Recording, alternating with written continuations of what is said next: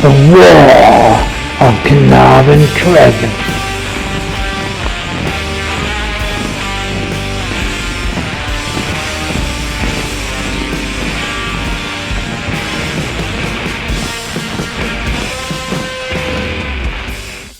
For a while, both Ellie and I had been discussing that we should get a puppy for Aurora. This would be to ensure a bond from being infants till the day the dog dies. Now, Ellie wanted to get a small dog, but I flat out refused. If we're going to get a dog, I want the dog to be able to rip an attacker to pieces and not give the cunt kisses. I want a dog that will want to play with Aurora as well as protect her.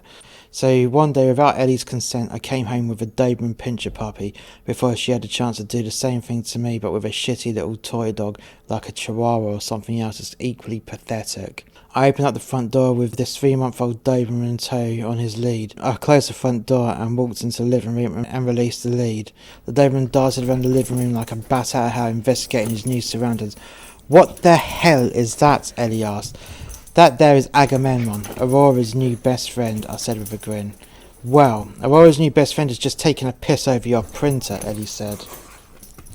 "Dog!" I shouted. I fumbled over his Agamemnon, and after a few attempts I managed to grab him over to his puddle of piss on my printer that was housed under the television unit. "What's this?" I shouted at the dog. "Bad dog!" Agamemnon began growling at me and went into a frenzied rage-filled barking session. This simply wouldn't do, I thought to myself. The little bastard is supposed to be on my side. I respected the little shit, even though he took a piss over my new printer. He has a lot of spirit, and I was looking forward to training him. A few weeks had passed, and Agamemnon began to learn his tricks and commands, not to mention the bond he now had with Aurora. These two were inseparable. Whenever someone new to Agamemnon came close to Aurora, he would stand over her, always keeping this unknown person in his gaze. When he wasn't standing over Aurora, he would always posture himself between Aurora and unknown person. This is exactly how I wanted things. No one would get close to Aurora whilst Agamemnon was nearby. Not a damned soul. Once Agamemnon had his final vaccination, I was cleared by the vet to take him for his first walk. I clipped on his harness and lead, and we went outside. The old hag was out in her front garden adjusting her plastic flowers. As soon as I closed the front door and looked up, and she cut us both a dirty look. With a point of her withered, bony index finger, she hissed, "So that's what I can hear scratching at night." Agamemnon's ears pointed up and began to snarl viciously. His teeth were showing and his lips vibrating with his dirty snarl. Hagatha lurched backwards and landed on her bony, rotten arse onto her gravel floor. She was shaking. I think her colostomy bag may have ruptured, as I'm sure I could smell fermenting shit in the air.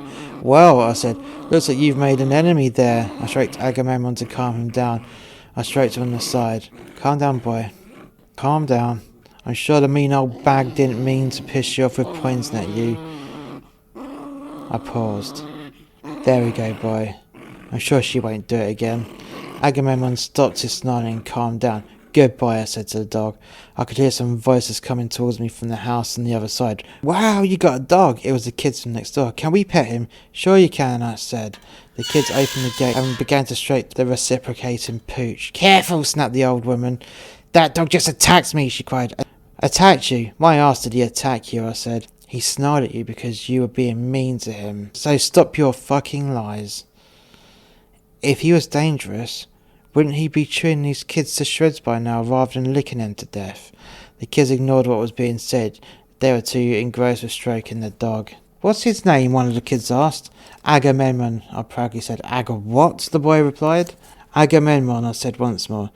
I then went on to say quite loudly to further annoy the hag next door, who at this point just picked herself up and began walking towards her front door.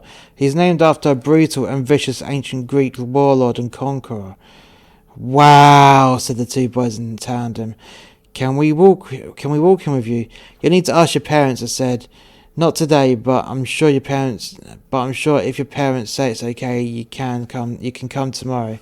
The boys looked at each other and excitedly said together, "We'll do that right now." The boys walked out of my garden and rushed into their house, whilst Agamemnon and I left my garden to go on our first walk together.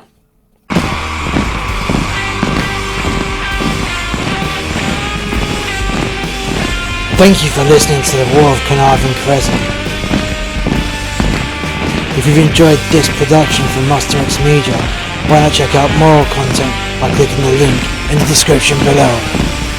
Until next time, soldier.